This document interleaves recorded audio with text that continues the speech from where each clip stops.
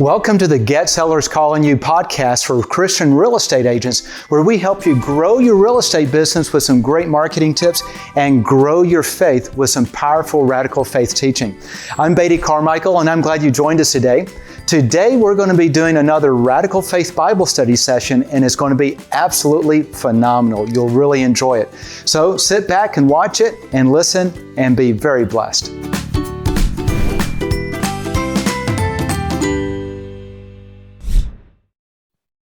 All right, well, welcome back. And got a conversation in the back. No, I'm teasing. Okay. Well, welcome back, everyone. And we are on the second of what will likely be 3 sessions, we'll find out, on a topic on zealous for good works. This is what we talked about last time. And real quickly for my podcast listeners, before we get into this, just a reminder for those on our podcast channel to please subscribe if you haven't already. And you can subscribe either at the channel or on our website for the YouTube channel, Get Sellers Calling You. Also, if you do like this, please share it on social media. If you on your podcast player, you can pull up either a little more or share some where you can get to share. And send it to anyone that you think would like it. Post it on Facebook. We'd love to get the word out a little bit more. And the last thing is just a good practice on all of these teachings is there is so much more that you miss the first time through. And I would just encourage you to go back and press play again after you listen to it and listen to it again. Or if you have a chance, if you're on the podcast, and you'd actually come to the website and see the diagrams that I draw up. You just go either to our podcast channel website, getsellerscallingyou.com, getradicalfaith.com, whichever one you're listening to on with this, and just watch the video. You'll get so much more. And this is actually how I learn. I have a number of people that I listen to, and I listen to the same message multiple times because, in fact, I was driving my car just yesterday. 2 days ago, yesterday, and I'm listening to this guy, and I've listened to this like probably 3 times, and he's making these comments. Go, I never heard that, and yet it was there, and you get more out of it. Just like reading the Bible, the more times you read it, the more you really get out of it. So with that, I wanted to real quickly review what we did last time, just bring everyone kind of up to speed. We're talking on this topic about being zealous for good works, and it comes from our main passage from last time, Titus 2, verse 14. And this is talking about Jesus, and it says, Jesus, who gave himself for us to redeem us from all lawlessness and to purify for himself a people for his own possession who are zealous for good works, okay? Who are zealous for good works. And that's kind of where we're starting. We started last time, and we started to ask, what's the question of what is good works? What does it really mean? Today, we're going to talk a little bit, a lot more in depth on that, and how do you start to apply it?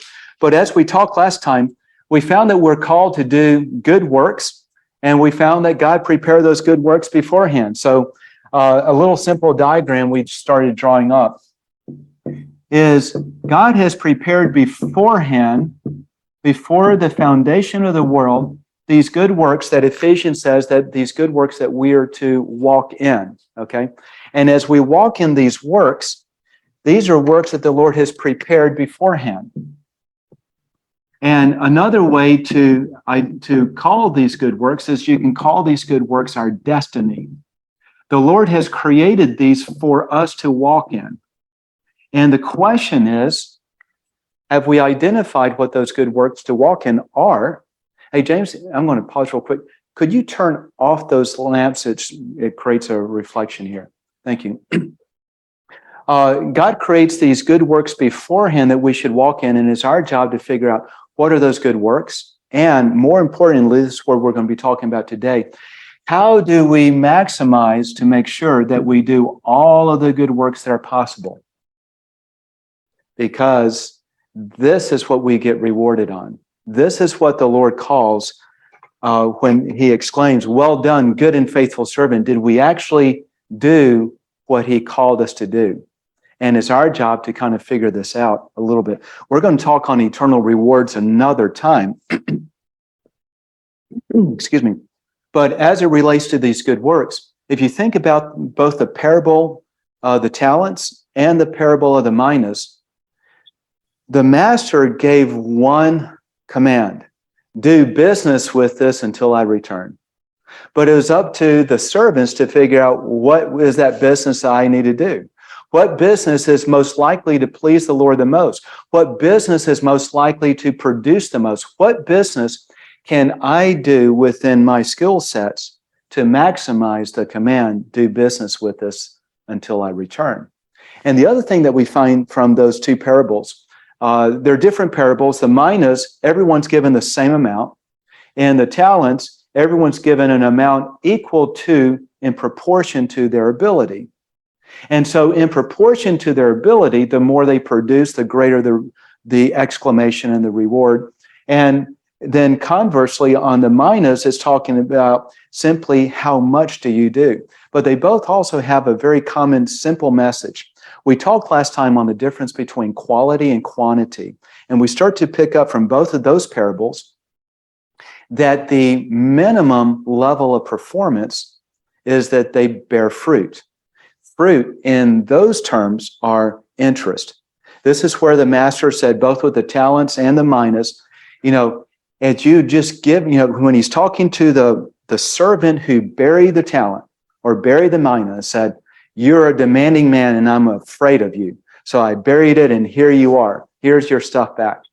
And the reason the master scolded him is because that servant did nothing, attempted nothing to do any good work with the master's resources. And this is the whole idea of being zealous for good works. What are we zealous for? What type of good works? And what did the master say were the good works? And for the talents and the minas, the good work was a minimum.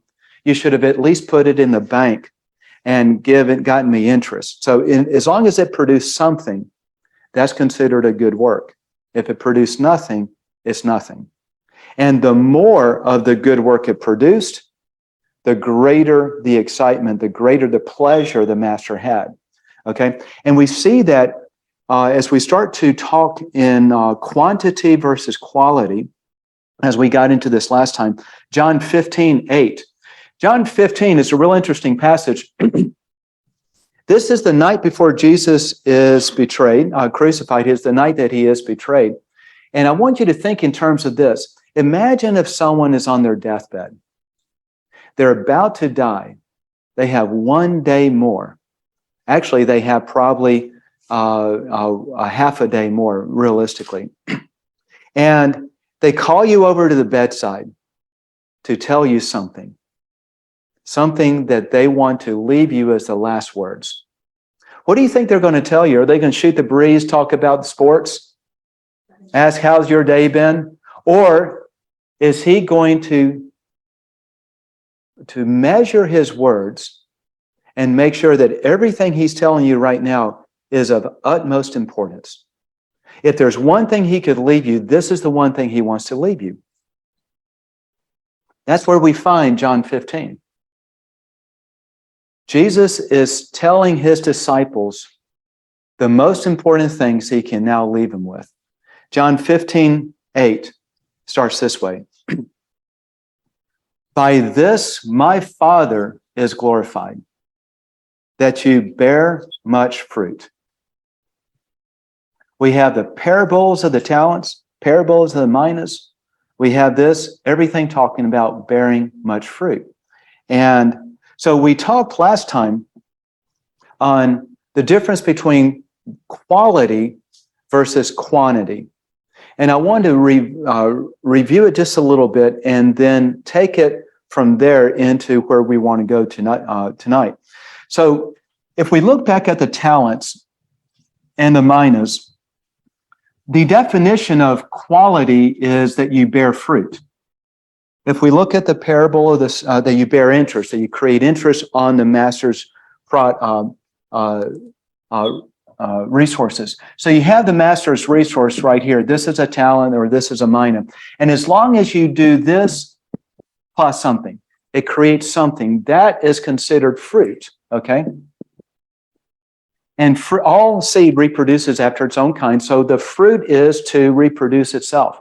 When we look at the parable of the sower and the seed, where the sower is sowing the seed, which is the word, which is Christ, and he sows it on the 4 soils. And the first soil, the trail,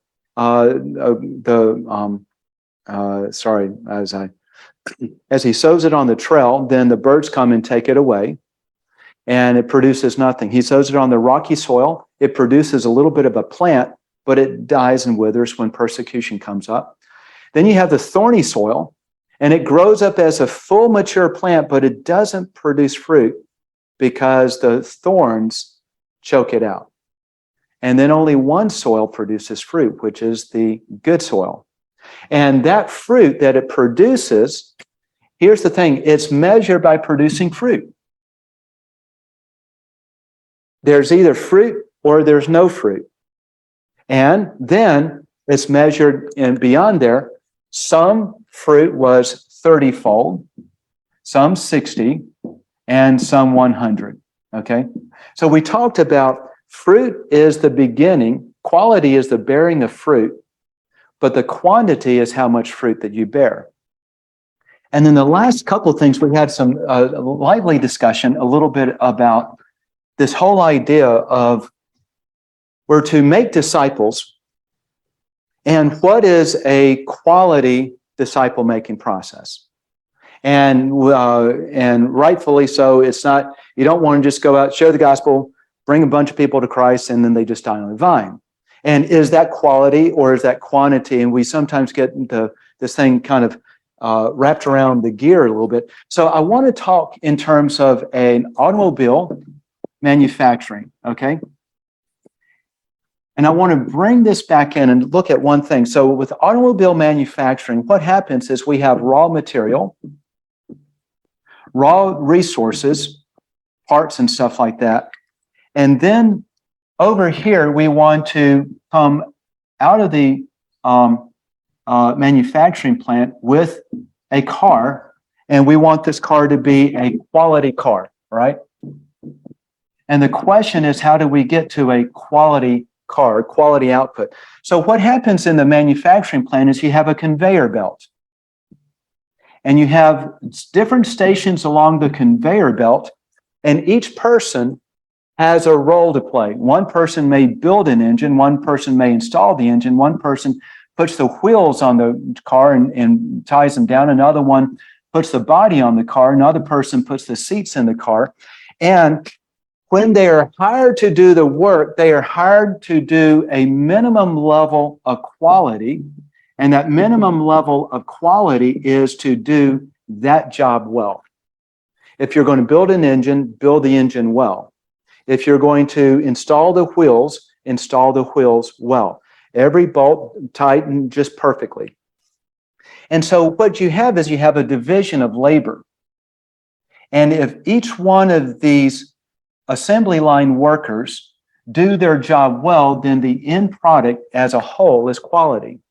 However, if one of these people fail in doing their quality work, while the end result ends up lower quality than desired, the automobile, what happens is this. Assembly line worker number 1 who does a quality job, he is hired because he does a quality job. And then he gets paid on the quantity of work that he does. Same thing with assembly line worker number 2, 3, 4, and 5. If one of these fails to do quality, he's not producing fruit. We already know through the parable of the vine dresser, John 15, that if you bear no fruit, the vine dresser will cut you off and throw you away. So if this guy, maybe assembly line worker number 3, he bears no fruit because his work is not quality. There's no quality right here. What happens is he's replaced. They fire him, and then they bring another assembly line worker in, who will produce quality work and keep the assembly line going. So what happens is each person in this sequence has a job to play, and that job is done by quality, but they're measured on the quantity. Quality is merely the starting line to get in the game. Now, if we take this and change this from an automobile manufacturing to disciple making, I'll leave quality up here. So now this is making disciples. And we have a similar process here. Our raw material are the people that we engage with. And the assembly line is I might have an evangelist who shares the gospel. I have a discipler, someone who starts to disciple that person. I have a pastor who starts to preach. I have a community, the body of believers, who takes that person and nurtures them.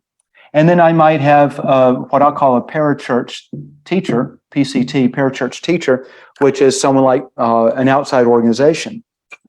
Each person is measured by the quality of the work that they do, but also the quantity.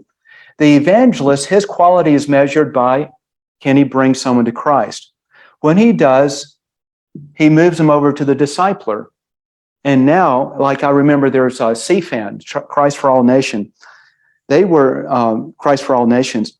They measure how many people come to Christ by how many people sign a commitment card and get plugged into a local church and get discipled. If they only sign a commitment card and don't go the next step, they're not counted. And so you have an evangelist that then moves them to the discipler. This discipler begins the basic work of discipling them, moves them to a pastor. The pastor moves them into the community moves them on. And the goal is to move someone into the image of Christ. And this is what we start to see in the scriptures. Ephesians 4, 11 and 12, you start to see this division of labor. And this is the thing that I think is important as we start to look at what is the difference between quality and quantity, is we have to understand that the division of labor, each person has a role to play.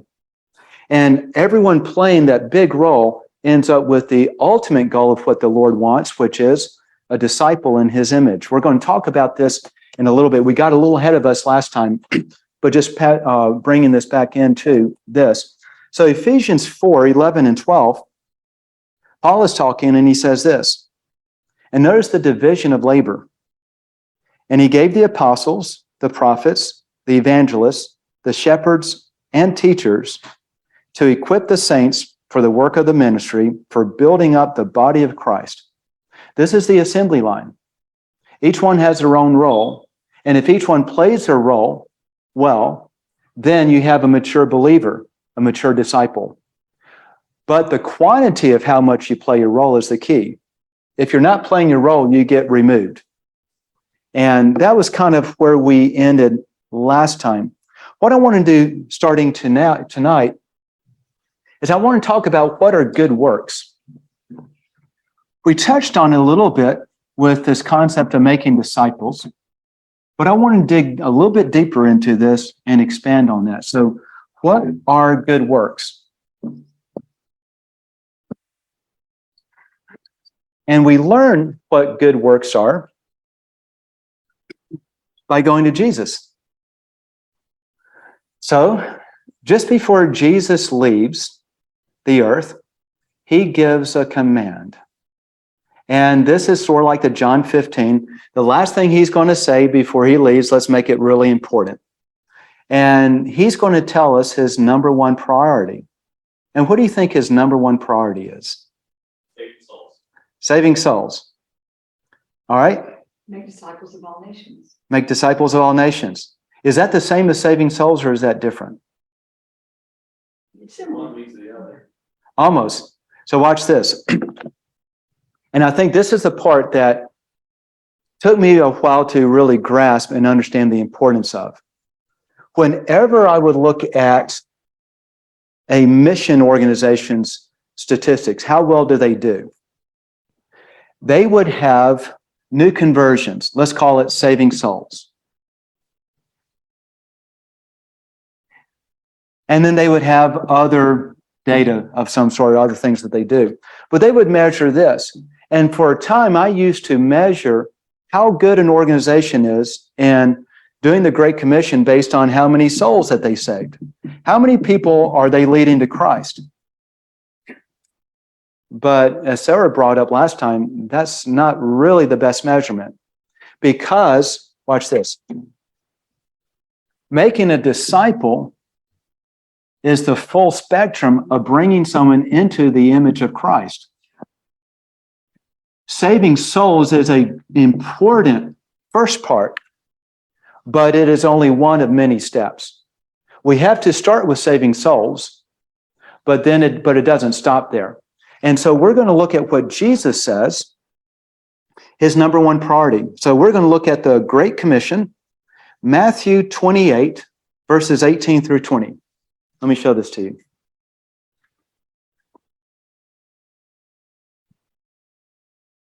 Matthew 28, 18 through 20. Excuse me.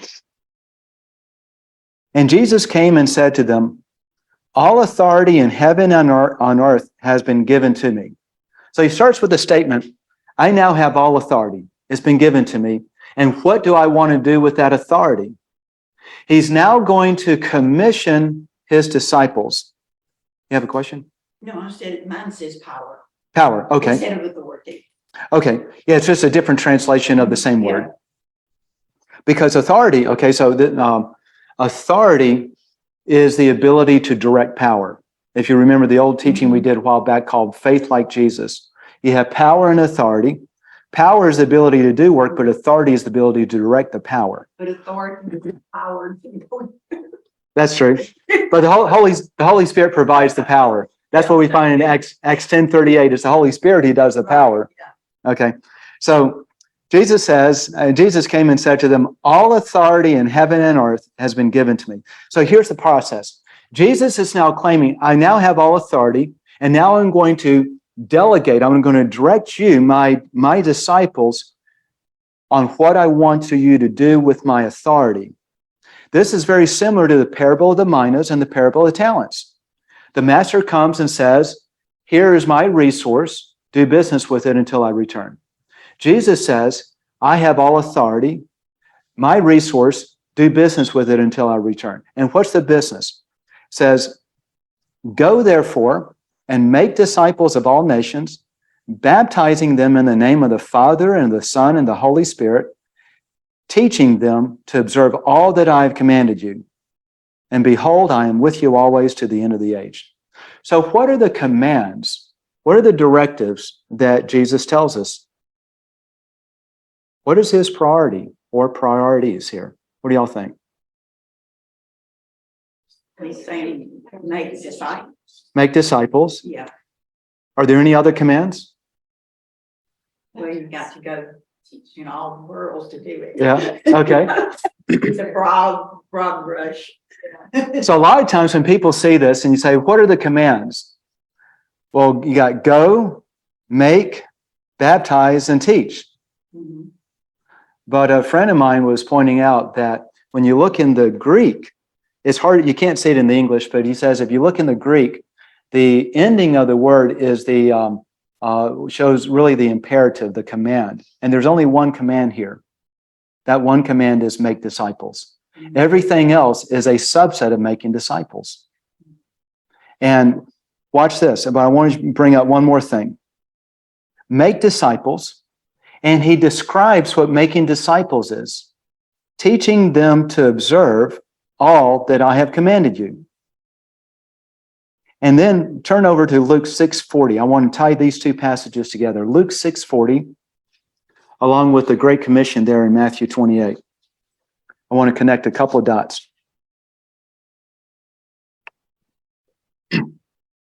So Matthew 28, Jesus tells us to make disciples. Let's see what Luke 6:40 says. A disciple is not above his teacher, but everyone, when he is fully trained, will be like his teacher. So here we have that a disciple is someone who is like his teacher, right? So what we're to do is we're to take the raw materials of people and we're to make disciples of them, and making a disciple is to bring them to be like Jesus.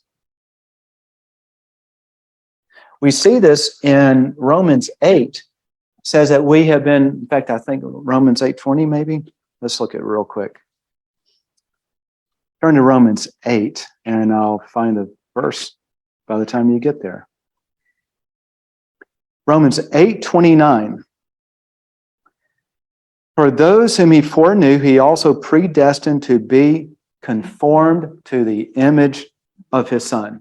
And really, like an apostle is one sent out. So really, you make the disciple and then you send him out.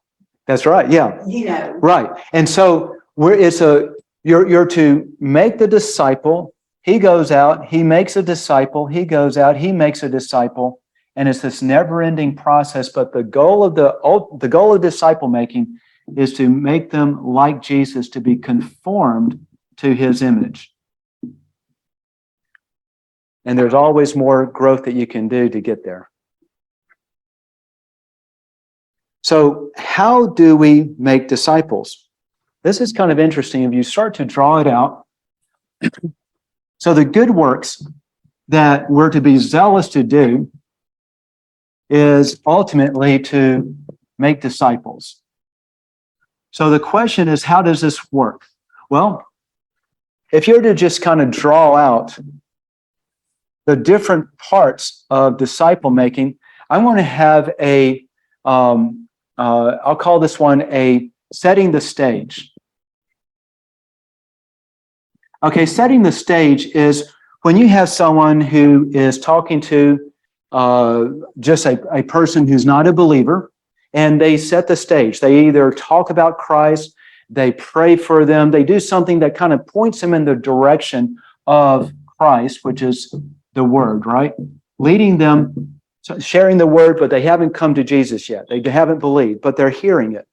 Then you have the evangelist, or the role of the evangelist. All of us have that role that we're to play, which is simply share the gospel. And the evangelist preaches the word, teaches the word to a degree where that person says, okay, I believe it. And I now believe in Jesus. From the evangelist, you have what I'm going to call a discipler. A discipler is someone whose focus is to take a young believer and to disciple them in the basics of the word and teach them what it means, the very basic foundations and how they can, it's right doctrine and how to live, okay? That discipler is going to get that person into a church, right? And in that church, there's going to be a pastor who is going to preach the word. And within that church, so this is a church pastor, but then also, hopefully within that church body, you also have a community that this person plugs into. And that community's focus is to come alongside that person and have fellowship and guide each other in proper use of the word. You can run into challenges and issues in your life and just kind of love them through and nurture them through, like you would think a pastor does, but the community does it as well. And then you have what I'm going to call a parachurch aspect of this. And these are organizations that are not an actual church, like a denomination type of church, but other places that help someone understand the word, okay? So there's one commonality with all of this, and what is that? The word, yeah. Making disciples is all about the word. Anything you do with focusing on the word will always have eternal impact, because God's word says, my word will never go out and return void. It will always do what has been designed to do, what I've called it to do. So the whole purpose, the whole focus of it being zealous for good works is whatever we do it's ultimately pointing towards the Word, pointing that person towards the Word. I made a provocative statement on our first session, and I basically said that feeding the poor and helping the homeless and helping the widows and taking care of, visiting the prisoner and all those things, those are not good works. They are carriers of good works, but the good work is when you do that in order to promote the Word, in order to implant the Word and help those people grow towards Christ. It's only the Word that has eternal impact, and the only good works that we do are good works that have eternal impact, which is bringing people towards the image of Christ. Making sense so far? Mhm. So it's all disciple making. Yeah, because it's really like the fruit really is the characteristics of Christ in the person. That's what you're wanting to duplicate, Yes, is the characteristics that Christ had. we want to duplicate that, and we duplicate that by the renewing of their mind, Mhm. by the Word coming through and living itself out. So just at a high level, disciple making is really living your Christian life into someone else's life. So it can be a structured thing. I'm going to go share the gospel, or it can simply be living it out. I remember I was involved with a business group a number of years back. It was called Vistage. And there was this man there. It's a small group of 12 or 18 business owners and key employees. And this man was there for about 2 years, and he left. And then he came back a couple of years later just for a party. And he came up to me and said, "Beatty, I want to thank you because you led me to Christ." I said, "What do you mean? I never talked to you about Jesus." He said, "You never talked to me. I always thought I was a Christian, but I saw how you lived your life in those meetings, and I realized I wasn't a Christian." And so it's living your life in such a way that you're implanting your life into others, and that's what bears fruit. So it can be teaching school.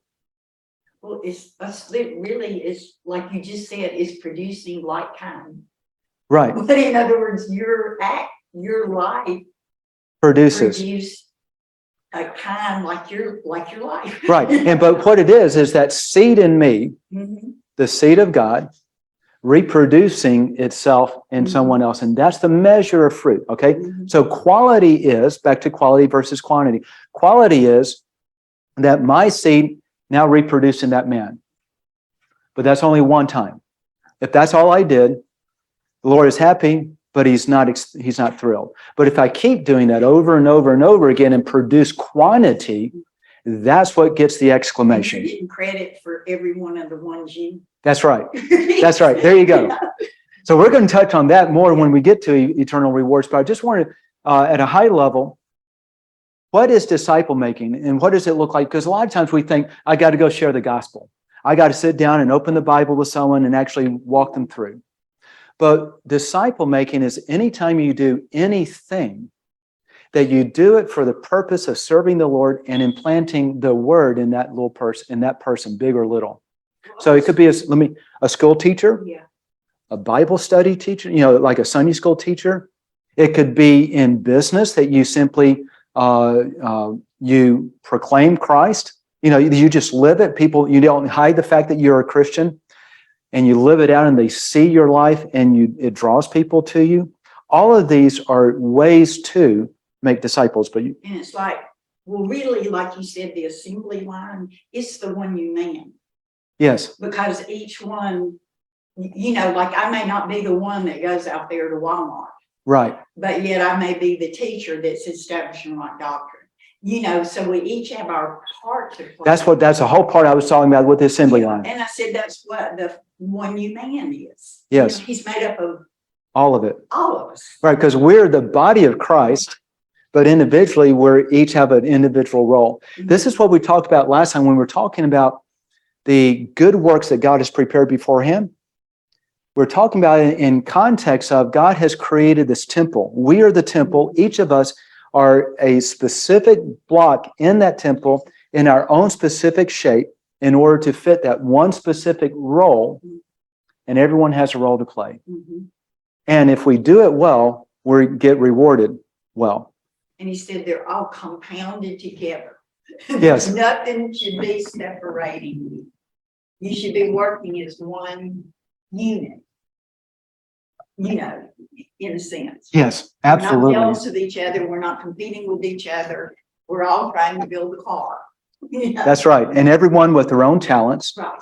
And this is why the parable of the talents is the master gave a talent or multiple talents according to their ability. Mhm. So I want to talk now about the 5 steps to bearing much fruit.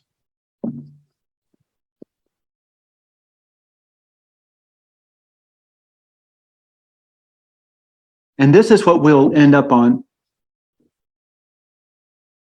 Now that we've understood that fruit itself is the quality, and now the command is to, by this my Father is glorified that you bear much fruit.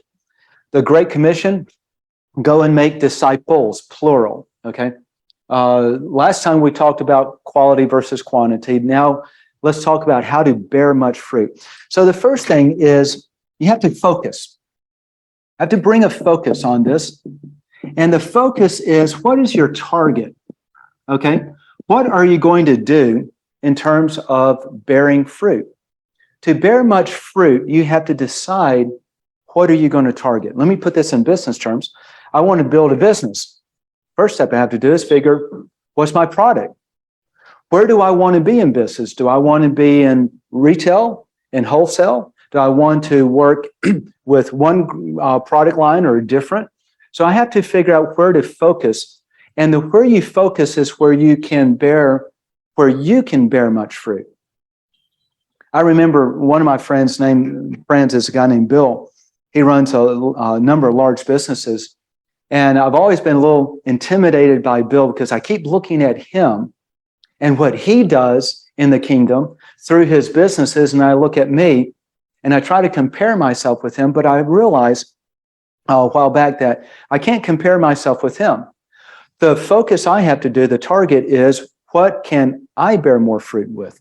How has the Lord designed me? And so I want to walk you through real quickly a simple diagram. So in order to identify your focus, first thing you want to do, and I'm going, for my audio listeners, I'm drawing up a big circle. And this first circle are, what are the things that you love to do? So if you go back to our last session, I was talking about a friend of mine named Keith, and he was in a job change, and he was saying, I need some help. Can you give me some guidance? I want to go where the Lord wants me to. And I said, the Lord is going to send you where you have passions in what you're wanting to do. You're good at it, and it fits the purpose of where He's called you. And that's going to be your perfect fit. The question is identifying where it is. So the first thing you do is you make a list of all the things you love to do. Like for me, things I love to do. I love the outdoors. I love to read. I love to study. I love to teach. I love marketing. I love my wife. I love anything travel related. Okay. So those are the list of things I do. And then you draw another circle. This is actually called a Venn diagram, VENN. And this other circle is going to overlap the first circle. And these are things that you are good at. What are the things that you are good at? Your talents. I'm good at photography. I'm not great at kayaking. I'm good at teaching. I'm not great at social skills and being what's the word? I'm not great at hospitality, okay? And I'm definitely not a nurturer, okay? So you start to make a list of what are the things that you're good at, and then you draw one more circle,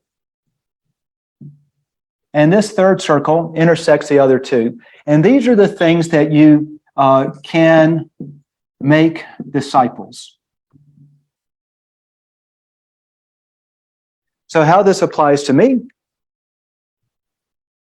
Things I love to do, I love to teach, I love to study, I learn to take complex ideas and break them down. Things I'm good at is to take those complex ideas, break them down, and be able to communicate them. And I love to make disciples. So what does that mean? How about studying the Bible and teaching it?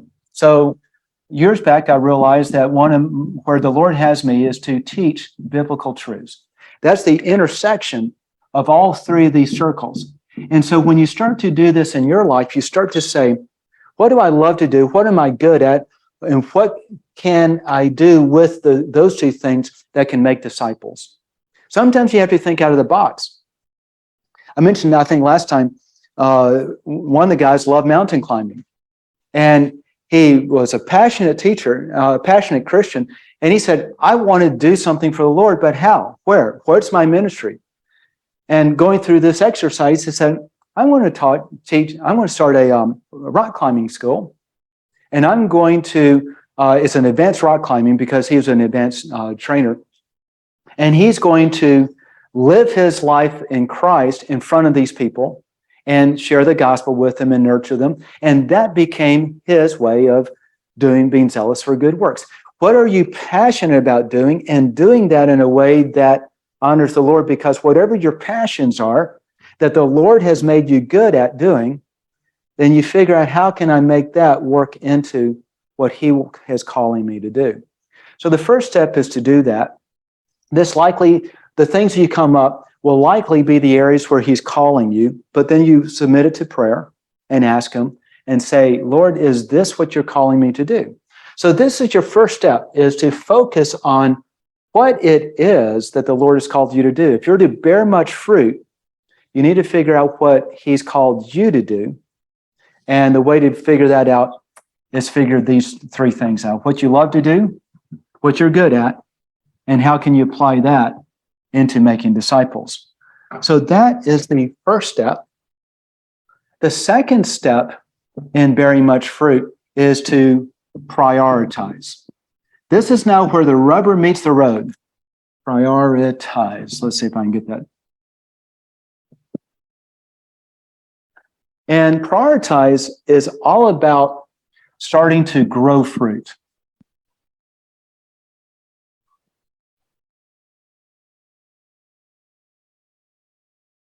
And the question is, once you know how to start making disciples, where to go, how do you get started?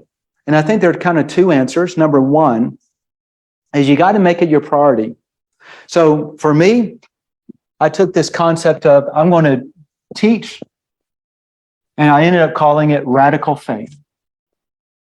Because it wasn't the typical Bible study lesson that most people may teach. It was something that was going to be a little bit more on the edge, a little bit more pulling out a deeper revelation that most people don't see, and taking a radical approach to saying, I'm going to walk by faith by what the Bible says. Okay, so I knew that for me, that's one of the big directions the Lord was leading me. So the question is, how do you prioritize it? How do you get started? You first have to make it a priority. Once you make it a priority, you'll figure out how to do it. As long as it's just a little pipe dream, but it's not a priority, it'll always stay on the back burner. And you'll never do anything with what the Lord has called you to do. So you need to make it a priority. And second, you need to set a goal. Okay? So you have a priority, and then you need to set a goal for that. The priority gives it the priority in your life. The goal gives you a place to shoot for, something that you can measure. And a goal is typically, how much do you want to do over what time frame? And I want to read you a story. It's a little long. It's a first-hand account about a guy named Janor. And it's one of my favorite stories because it really emphasizes this whole idea of what can you do? And then number two, how do you prioritize it? So, and we're going to go over a little bit, but that's okay. A number of years ago, in a Baptist church at Crystal Palace in southern London, a stranger from back stood up and said, "Excuse me, Pastor, can I share a testimony?" So this is the pastor talking. And the service was closing, so the pastor said, yes, but be brief. So the man continued, I just moved into the area. I came from Sydney, Australia. Just a few months back while visiting some relatives, I was walking down George Street when a strange little white-haired man stepped out of a shop doorway, put a pamphlet in my hand and said, excuse me, sir, are you saved? If you were to die tonight, would you go to heaven? I was astounded by those words. No one had ever told me that. I thanked him courteously, but on the flight home to Heathrow, I was puzzled. When I got home, I immediately called a friend who was a Christian, and he led me to Christ. The whole congregation applauded and welcomed them into the fellowship. And then the next week, the pastor flew to Adelaide, Australia. In the middle of a 3-day series, a woman came to him for counseling, and he inquired as to where she stood with the Lord. This was her response. Well, I used to live in Sydney, but just a couple months ago, I was back visiting some friends. One day, I was doing some shopping down on George Street when this white-haired man stepped up to me, offered a pamphlet, and said, excuse me, madam, are you saved? If you were to die tonight, would you go to heaven? I was disturbed by those words, so when I got back to Adelaide, I went to see the pastor at a Baptist church the next block down, and he led me to Christ. Now, this London pastor was very puzzled. Twice within 14 days, he'd heard a similar testimony. He then, by the way, here's a little side note. Anytime you start to see the same thing occurring in your life, this is the Lord saying, take notice because I'm teaching you something, okay? So he flew to Perth. He then flew to preach at the Mount Pleasant Church in Perth. And when the teaching series was over, the senior elder of the church took him out for a meal. In the course of the conversation, the pastor asked, how did you get saved? Would anyone like to guess what's come out of this pastor's mouth? This elder's mouth? He responded, well, I grew up in this church from the age of 15 through Boys Brigade. I never made a commitment to Jesus. I just hopped on the bandwagon like I thought everybody else did. And because of my business abilities, eventually I was placed into a position of influence. And while on a business outing in Sydney just 3 years ago, an obnoxious, spiteful little man stepped up to me, offered a religious pamphlet, and accosted me with a question. Are you saved? If you were to die tonight, would you go to heaven? I tried to tell him I was a Baptist elder, but he wouldn't listen to me. As a result of that encounter, I was seething with anger the whole way back to Perth. When I saw my pastor, I told him the story, thinking that he would offer some sympathy. But to my surprise, my pastor agreed. He said for years he was concerned that I didn't have a relationship with Jesus. So my pastor then led me to Christ, and that was 3 years ago. So then the pastor flew back to England, and while speaking at the Keswick Convention in the Lake District, he shared some of these stories. At the conclusion of his teaching session, 4 elderly pastors came up and said they got saved 25 to 30 years ago by that little man on George Street passing out pamphlets and asking that very same question. He next spoke at a convention similar to Keswick in the Caribbean to missionaries and shared the testimonies. At the close of his teaching series, 3 missionaries came up and said they got saved 15 to 20 years ago through that same little man on George Street. On his way back to London, the pastor stopped outside of Atlanta, Georgia, to speak at a naval convention. After 3 days of stirring up over 1,000 chaplains for soul winning, the chaplain general took him out for a meal. During the conversation, the pastor asked how he became a Christian. What do you think is going to happen? He said, well, it's a miraculous story.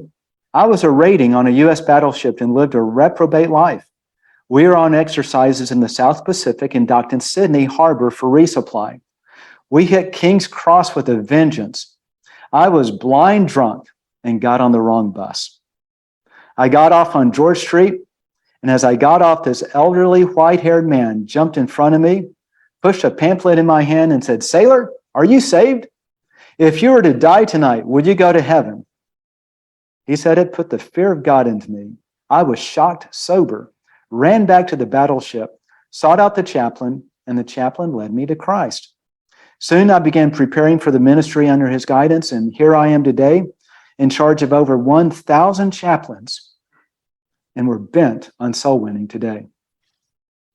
6 months later, the pastor flew to a convention before 5,000 missionaries in a remote corner of India. At the end of the conference, the missionary in charge, a humble little man, took him to his home for a single meal. The pastor asked him, "How, as a Hindu, did you come to Christ?" He said, "Well, I was in a very privileged position. I worked for the Indian diplomatic mission and I traveled the world.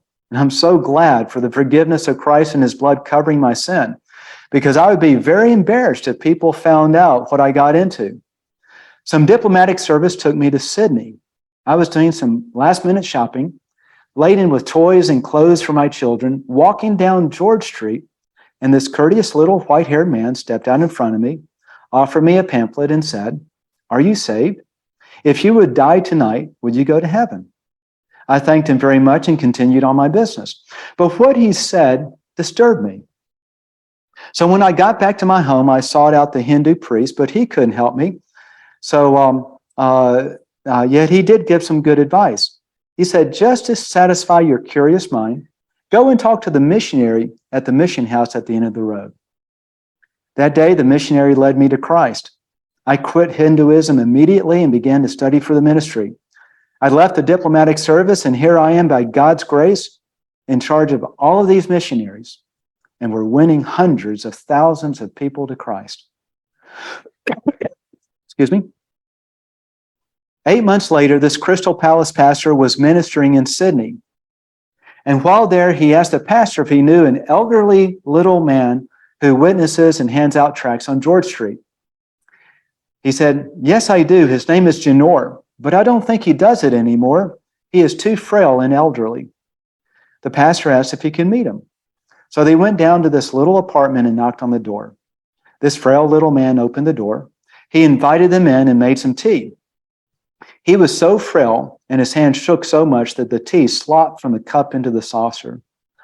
As they sat chatting, the London preacher told him all of the accounts from the past 3 years.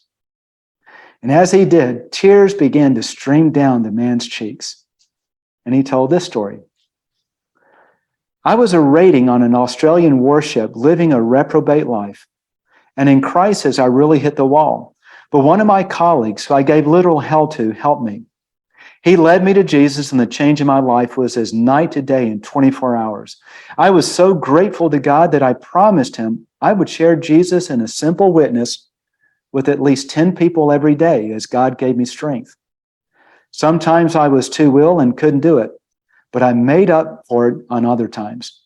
I've done this for over 40 years. In my retirement years, I found the best place was on George Street because there are always hundreds of people. I got lots of rejections, but many people courteously took the tracts. And get this. This is one of the big points of the story I want to share. And in 40 years of doing this, I've never heard of one single person coming to Christ until today. So think about the commitment. He did a focus. What's the thing that he could do? He prioritized it. He set a goal, 10 a day. And if I miss 10, I'll make up on another time. And that was it. Simple faith, commitment to the Lord, to do whatever he could to bear much fruit. He didn't have the skills of a great orator. He probably didn't have much social skill in approaching people, but he did what he could. I want to calculate this out for a moment. 10 tracts a day, 365 days a year, for 40 years. He said he did it over 40 years, but 40 years. That's 158,000 tracts. See, quality is getting a tract out. Quantity is getting 158,000 tracts out. And the impact he made is huge. That would never have happened if he had not made the simple commitment to prioritize it and say, I'm going to hold to that commitment. So that's the second thing. The third step to bearing much fruit is to stop doing. Okay? You want to remove the thorns that choke out your fruit. See, once you identify what your focus is, what you can do, and you prioritize it, the next step is to stop doing those things that choke you out from doing more of it. This is what I call the Steve Jobs approach. I don't know if you know the story about Apple Computer and Steve Jobs, but just as a real quick explanation. So Steve Jobs and Steve Wozniak started Apple Computers in the garage. I think if I have my numbers right, in 10 years, they employed over 4,000 employees, doing over $1 billion a year. And it was just the hottest thing. Steve started building up a board. He hired a guy to help run as president, I think, and Steve would stay as CEO. The board fired Steve Jobs and moved the other guy up. So Steve went for the next 10 years and did other things. And then Apple Computer, the board called him back because at that time, 10 years later, Apple Computer had lost $1 billion in that year alone and was on the verge of total collapse. And they needed someone to turn it around. So they went back to the guy who started it. So Steve came back, and the first thing he did is he took an inventory of all the things they were doing. They had some great lines. They had multiple lines of Macintoshes. They had a really profitable line of printers. They were competing and winning against brother printers and others. So the first thing Steve did is he canceled 70% of all of the products. He just said, we're going to stop doing them. Sold them off, just got rid of them. Fired a bunch of employees because a lot of employees were tied into those as well. And what he did is he narrowed his focus so he could focus on only the most important.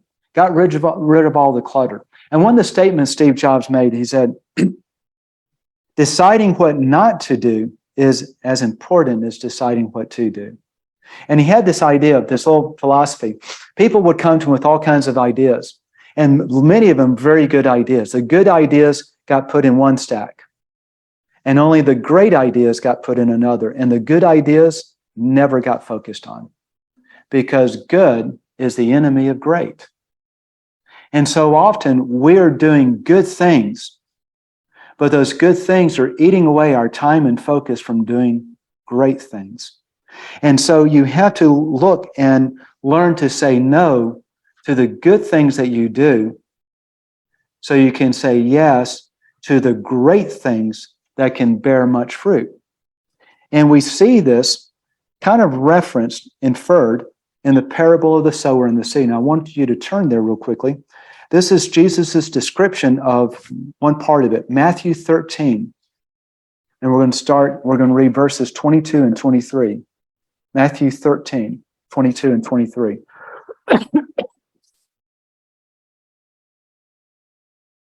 Excuse me. And this is Jesus describing what that parable meant. As for what was sown among the thorns, and this is the one who hears the word, but the cares of the world and the deceitfulness of riches choke the word, and it proves unfruitful. That means there's no quality to begin with, unfruitful. As for what was sown on good soil, this is the one who hears the word and understands it. He indeed bears fruit and yields, in one case 100-fold, in another 60, and another 30. So what we find is that we have thorns in our lives, and these thorns start to choke out the fruit. Why? Because they're good things, but they're not great things. They choke out either fruit as a whole, or they choke out the abundance of fruit that we can do. And I want to share just a couple of stories in this line, probably just one maybe. So a friend of mine was working with a crisis pregnancy center in Dallas. And as with most of these centers, they were started with the express purpose of saving babies from abortion. That's the reason they were in business. Over the years, they grew, and they were a $3.5 million budget facility. They had a beautiful facility. They were working with the moms from the beginning of helping save the baby from abortion, to nurturing that mother, training her all the way down the line with all of these wonderful works of good ministry. And they were doing a great job with that. And then my friend asked them, well, how many babies did you save last year? And the executive director said, I don't know. He said, well, can you look it up? So she goes and looks up in her records. She came back real sheepishly, and she said, we saved 7 babies from abortion last year. That was their number one mission. But what happened is they lost focus of the mission because they started doing all these other good things. And the good things choked out the fruit that was most important. So what they ended up doing, my friend suggested, you need to take all these other things that you do and just stop doing them. Close it down. Close down all those ministry departments, let all those people go, and get back to your focus of what is the number one thing, your priority that you ought to be doing. Why did you start it? So watch this. In that year, they saved 7 babies. They shut everything down so they could focus on only babies and not all the other good things that they were doing. The next year, they saved 70 babies. And the next year, they saved 700 babies. That's a 10 times increase every single year, those first couple of years, simply by cutting out all the good things so they could focus on the most important things. Is this making sense? These are the thorns that are in people's lives. And there are thorns in your life and my life that if we start to take an inventory of what has the Lord called me to do, what am I good at? What am I passionate that I can make disciples with and bear much fruit? I'll start looking at my life and see that there are things that are blocking me from doing it because they keep taking my time. They're important things, yes. They're good things, yes. But they're thorns because they choke out abundant fruit. The Lord will never say, I understand you had all these other good things in your life and that's okay. You only produced a little. I'm satisfied. That's not what the Lord's going to say. The Lord's going to say, why did you not at least get rid of all that stuff that kept you from doing my command to you? Make disciples, right? And not only some, by this my Father is glorified that you bear much fruit, not just a little bit of fruit. So if you look at the Crisis Pregnancy Center, quality is saving a baby. Quantity is saving 700. Okay? And so we want to make sure that we're focused on doing what the Lord's called us to do, which is bearing fruit, but then we maximize and look at everything in our lives and say, what can I do to strip out everything that's holding me back so I can bear much fruit? And that's really the goal. Because when your life is over, you'll be measured on one thing. How much eternal impact did you create in His kingdom? And that eternal impact can only be done through bearing fruit. Number 4 step to bearing much fruit is strategy. So if you look at where we've come, first is we want to focus on where do I start bearing fruit? What do I do to bear fruit? Then number 2, we make it a priority. And once we make it a priority, we'll figure out the ways to get it started and we'll start bearing fruit. Number 3, we stop doing things that keep us from bearing much fruit. We start to get rid of the thorns in our lives that choke out our time and our focus. I remember years back in my business, we started with one single purpose, to generate basically seller leads for our agents, leads that were ready to do business for our people that we serve.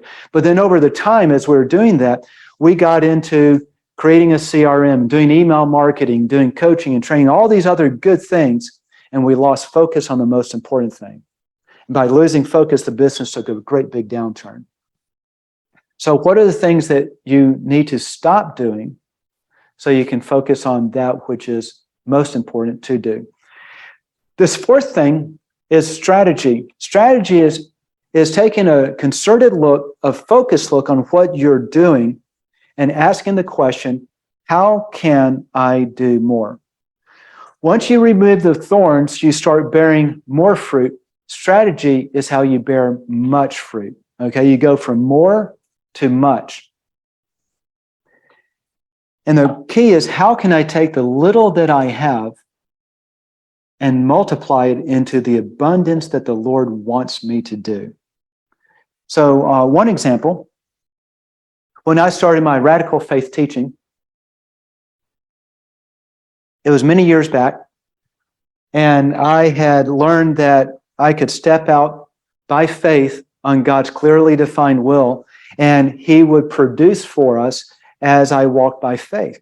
And I wanted to teach this to other people. So what I did is I started this teaching series called Radical Faith, and I started it at my Sunday school. And I would teach it as a Sunday school lesson for this whole semester. There was like a 7 or 8 series thing. And what happened is, when I was teaching in Sunday school, I impacted tens of people. You know, there may have been 20 people in one Sunday school and 10 or 12 in another Sunday school. And it wasn't real focused. It was just kind of there. Then as I started a little bit further down the road, I started thinking, what could I do to impact more people with my teaching? I said, I know. I'm going to put it on CDs, and I'm going to give it out to my business clients. And so I started to get out hundreds of CDs, and now I impacted hundreds of people by changing the strategy. And then a little bit later, as the Lord continued to impress on me that He wants more. Okay, that's not enough.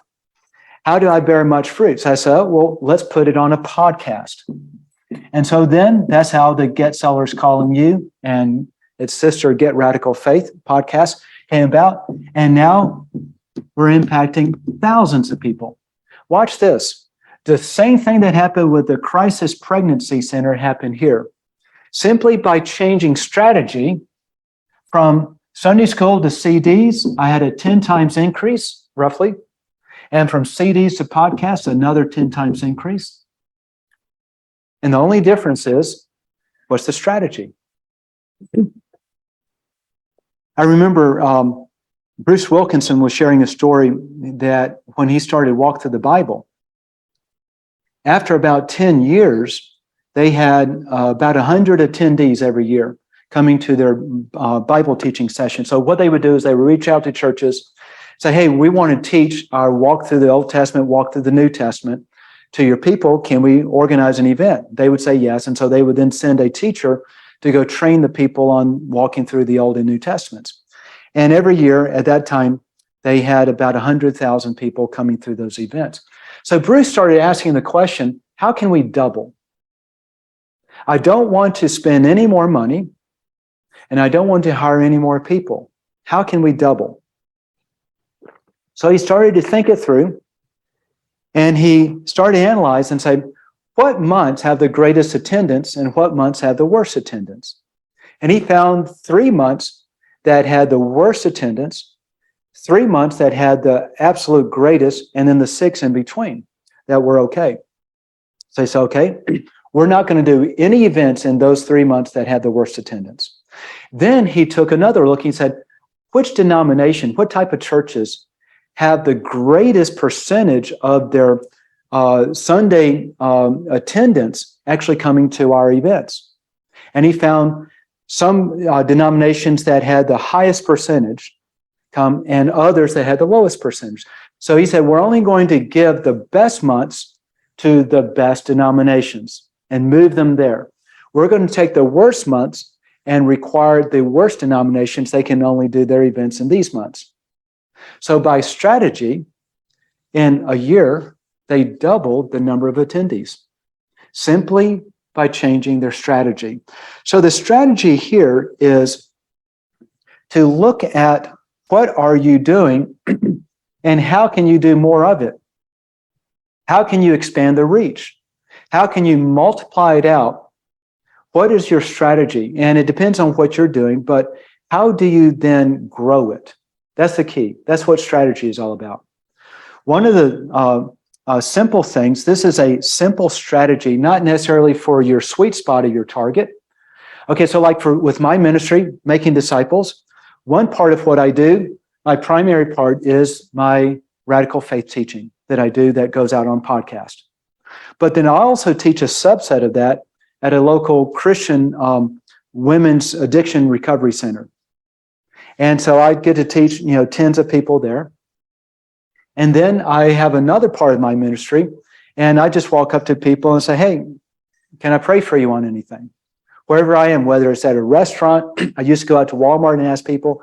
And right now my home office sits overlooking the drive, and all the delivery people, when they come in, I get to see them walking down. So I'll stop what I do, and I'll run out and receive the package, and I'll say, hey, thank you so much for bringing this over. I really appreciate it. Before you go, I pray for people. Is there anything I can pray for you about? And I just always ask. And here's what's interesting.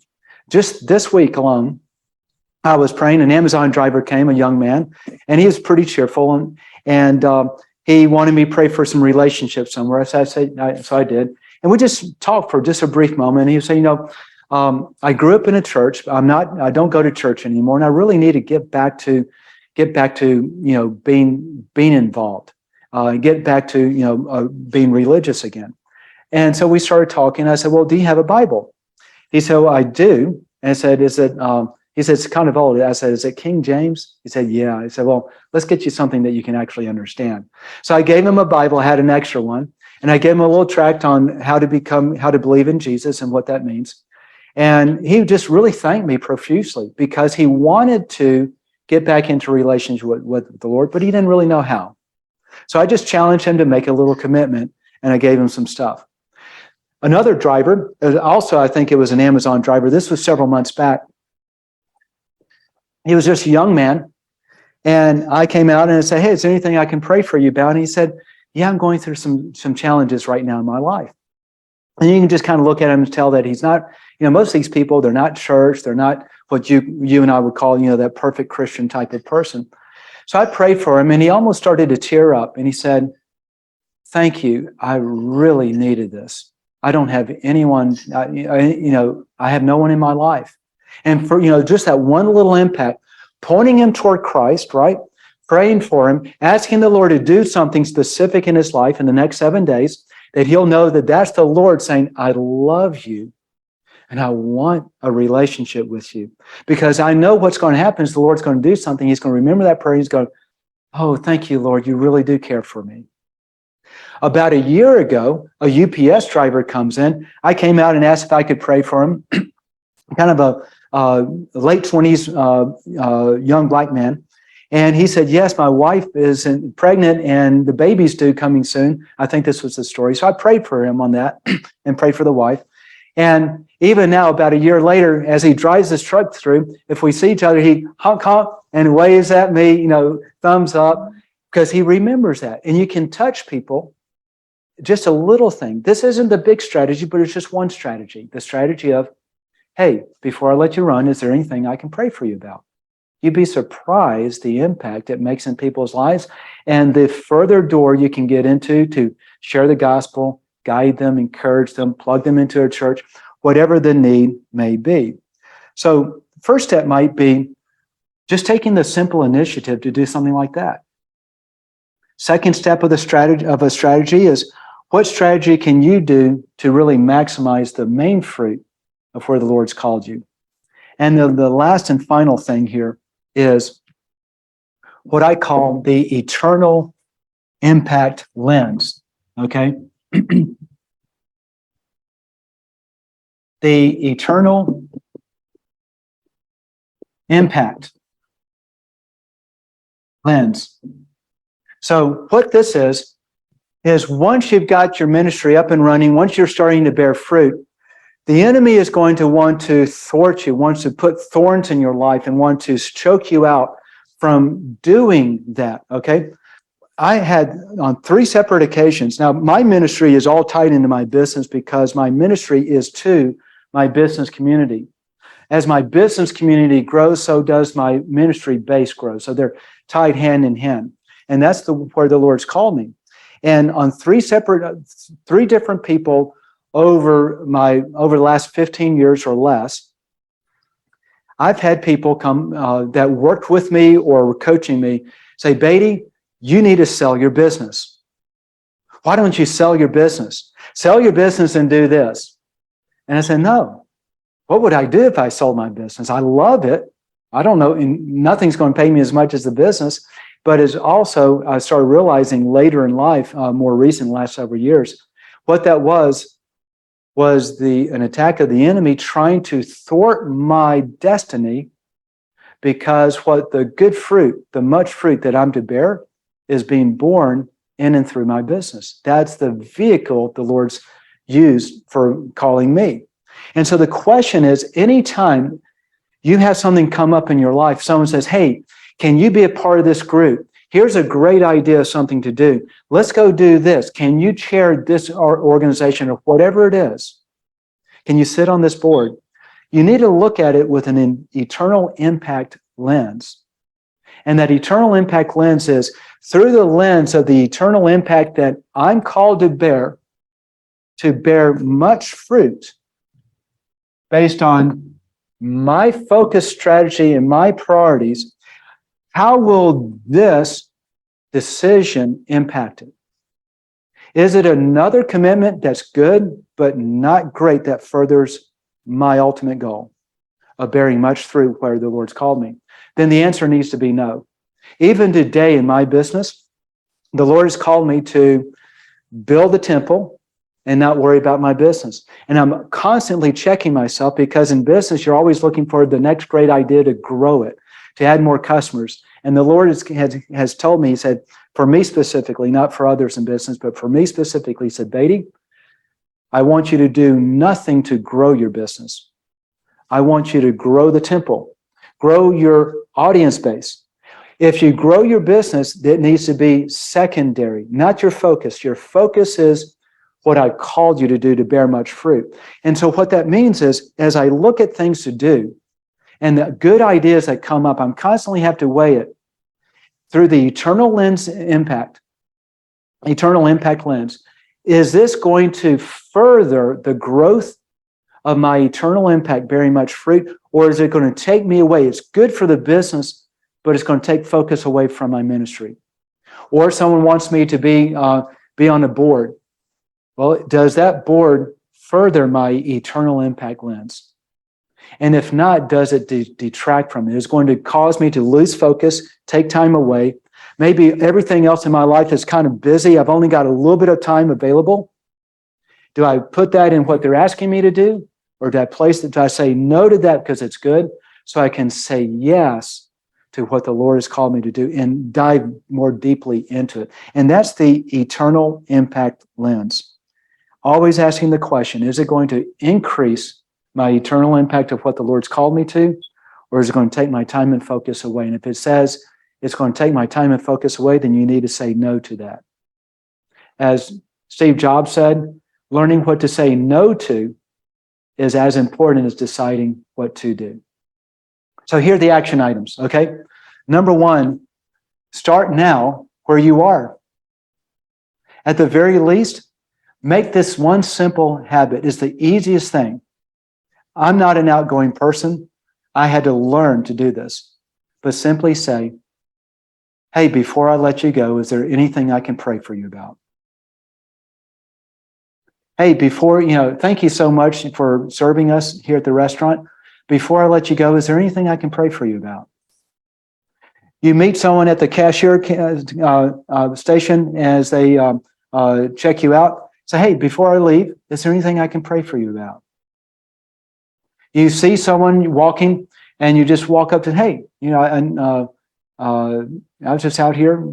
Is there anything I can pray for you about? That's it. Just ask. The worst thing they can say is no. And if they say yes, then pray for them. And when you pray, pray expecting God to do something because God coordinated that event with you. It's a God incident, not a coincidence. And so expect that if they say yes, God has something on their heart that He's placed on their heart so that you can pray for it by faith, expecting God to do it, and God then can do it. So that's the first step. Bloom where you're planted. Just start right now. Second action item is take some time and actually identify where's your focus. What's the target? What's the intersection of those three circles of what you love to do, what you're good at doing, and what you can do that can make disciples? And make that your focus and then prioritize it. Start focusing on it. Identify it, focus on it, and then start to identify the thorns that are crowding it out from producing more fruit. And the final step is strategize. Do more. Now, a lot of folks on my podcast are real estate agents. I like to suggest for my real estate agents is that if you love real estate and you're good at it, that's probably where the Lord has you in business to minister to His people and make disciples. So if you love it and you're good at it, I would challenge you to identify how do you use your time in real estate to make disciples? What does that look like? Is it simply to pray for people? Is it simply to share the gospel? Is this to nurture them as they're going through difficult times, a divorce or death, any other issues? Is it simply to take the little, the approach, I'm glad to have you as a client. Before we get started, is there anything I can pray for you about? Okay? And start to learn how to do that. Maybe so there are things you can do in your real estate business or outside that business that if you had more time, most real estate agents are 70-hour-a-week agents, right? And the question is, if you had more time, made the same money on fewer hours, what could you do with that time to increase the maximization of your fruit? In other words, is your time the thorns in your life? And if that's the case, then consider hiring an assistant or a transaction coordinator or someone to take that burden off you. And as I've spoken to a lot of real estate agents, they'll say, well, I can't afford it. Say, well, I think you can. Watch this. If your lack of time is the thorn in your life that's keeping you from bearing much fruit, what does the Lord want you to do? He wants you to bear much fruit by getting rid of those thorns. So why not make a commitment to the Lord and step out by faith and say, Lord, you know our money situation. We don't have enough money, and this will apply to anyone really, but we don't have enough money to hire an assistant. But all the time that I'm spending is keeping me from doing what you really called me to do. Therefore, I'm going to step out by faith. I'm going to take money I don't have. I'm going to hire an assistant to take time off my plate and free. By the way, when you hire an assistant as a real estate agent, they usually take about half the time off your plate. It's amazing. And then I'm going to be able to apply that time to now bear more fruit. And I'm going to trust you, Lord, to take care of me. Here's also what's interesting. The typical agent on average, when they hire an assistant, their sales double in 12 months. Because now they're freed up to do what they do best, which is not administrative details, but actually go engage with people. So if your ministry is engaging with people, get rid of the admin stuff so you can be out with more people. So commit to what that is and trust the Lord to provide. Wrapping up, any questions or thoughts? I just have something I want to say. Yeah. Yeah, I know somebody that's just like that little woman. She hums. She does that everywhere we go. She doesn't matter if there's 20 people behind us in a line. She'll ask the lady, "Are you saved? Is there anything?" I mean, I love it. the same thing. And she really does. People will break down crying. I mean, she'll talk to a waitress and say that, and then all of a sudden they'll start crying. Yeah, my husband's left me, and you know, it's just amazing to watch, but she does that all the time and she makes her own tracks. Think about this. She's designed, you know, several different Yeah. tracks. Think about this. How many people's lives do you think would be changed if simply someone came up to them sincerely and said, do you know Jesus loves you? Mhm. Is there anything I Wes can does. pray for you about? That's what Wes does. Yeah. It is amazing the life change because no one has ever done. We do this. I encourage my team members in my business when we're on the phone with a client or a prospective client to always ask, hey, before I let you go, is there anything I can pray for you about? And I'll do that with my clients. And I've had several clients actually break down in tears simply because I prayed for them. It wasn't even that they had anything dramatic going on in their life, but you know what? I'm the first person who cared enough to pray. And that touched them. That's how bad people are hurting. And if you want to bring people toward Christ, if you want to make disciples, the first step is to do what Jesus did and just be Christ for them. Love on them. So anyway. Well, I hope you enjoyed that lesson. And if you're like most people, it's probably a little deep for you because I teach at a very deep level. But you know what? God's Word is deep and powerful. And the more you really understand it, the more you can walk in faith and live in a way that very few people actually do. So I'd like to encourage you to go back and listen to this again or watch it again because it's like lasagna. When you make lasagna and you eat it the first day, the flavors are fine. But if you let it sit for a day, all the flavors start to meld together and then they just really burst in flavor and it tastes fantastic. And that's what actually happens with this type of teaching.